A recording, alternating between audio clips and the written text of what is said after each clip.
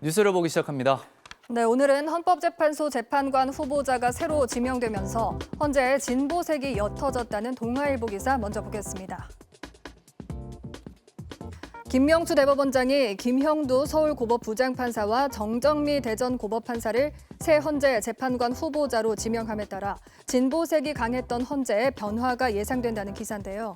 김 대법원장이 임기 말 코드 인사에 대한 비판을 의식한 듯 중도 성향의 정통 법관을 후임 재판관으로 지명했다는 분석도 있다고 신문은 전했습니다. 두 후보자가 임명되면 헌재 재판관의 성향은 진보 5명, 보수 1명, 중도 3명이 된다는데요. 유남석 헌재 소장을 포함해 나머지 재판관 7명도 윤석열 정부에서 모두 교체될 예정이라고 신문은 덧붙였습니다. 다음은 국민일보입니다. 우크라이나와 전쟁 중인 러시아가 무기와 탄약 부족으로 삽을 들고 싸우는 참호전을 벌이면서 사상자가 급증하고 있다는 기사입니다.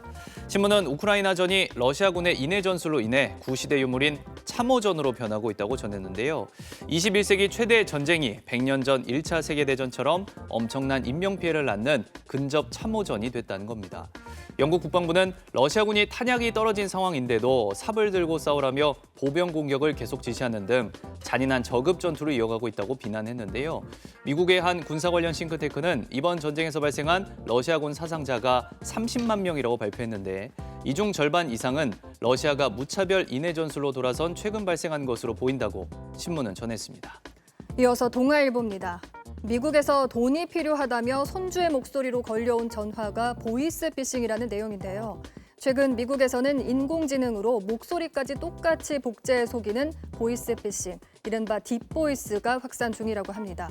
경찰이나 검사 등을 사칭하며 돈을 요구하는 일반적인 수법과 달리 피해자가 아는 사람의 목소리를 복제하기 때문에 속아 넘어가기 쉽다는데요. 신문은 유튜브나 틱톡 같은 소셜미디어에서 가져온 30초짜리 음성만 있어도 음성 복제가 가능하다면서 이런 보이스피싱 범죄가 확산될 가능성이 커지고 있지만 대비책이 미흡하다고 지적했습니다.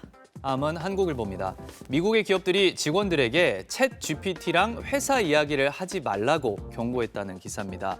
최근 챗 GPT의 이용을 제한하거나 아예 금지하는 미국 회사가 늘고 있다는데요. 가장 적극적으로 활용을 막은 쪽은 민감한 개인정보를 다루는 금융투자업계입니다. 고객 개인정보 등이 외부로 유출되면 대형 사고로 이어질 가능성이 큰 만큼 JP모건, 골드만삭스 등은 직원들에게 챗 GPT를 쓰지 말라고 통보했다고 합니다.